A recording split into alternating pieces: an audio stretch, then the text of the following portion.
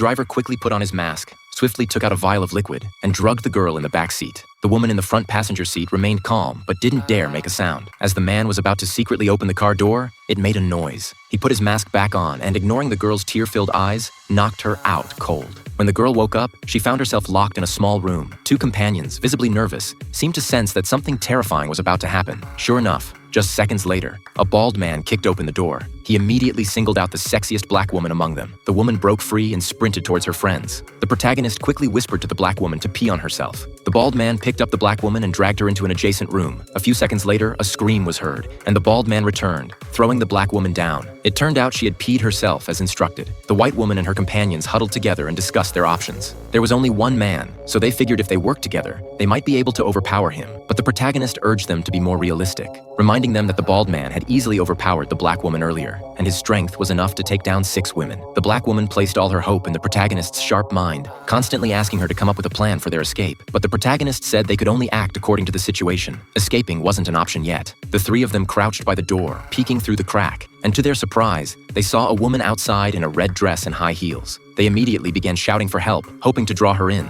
But when the door opened, they were stunned to see that the woman was actually the bald man, now dressed in women's clothes. Strangely, he seemed completely different. His attitude was gentle, almost unrecognizable from before, and he was speaking in an unintelligible language. Before long, the door opened again. This time, the bald man had changed into yet another outfit. The protagonist watched him closely and noticed something odd. She finally worked up the courage to ask him how old he was. He replied, 9. That's when it clicked. This bald man had multiple personalities. It turned out that the bald man suffered from dissociative identity disorder, with 23 different personalities inside him. The bald man cryptically mentioned that a demon was coming. The protagonist decided to lead him on, encouraging him to talk more. Following the childlike personality, the protagonist realized there might be an escape route in the house. Sure enough, they discovered a hidden escape window. The 3 of them grabbed their high heels and began smashing the window. The noise was too loud, and the bald man heard them. He rushed to the door but lacked the strength to break it open. The 2 girls pushed him back. At that moment, a new personality emerged, his obsessive-compulsive personality. He smashed open the door, and in the nick of time, one of the girls managed to escape, but not for long. She was quickly caught and brought back. However, the bald man didn't kill her. He just locked her up again. Meanwhile, a doctor was giving a lecture at a symposium. He suggested that dissociative identity disorder might actually be an evolutionary stage in human life. He claimed he would push the boundaries of human evolution,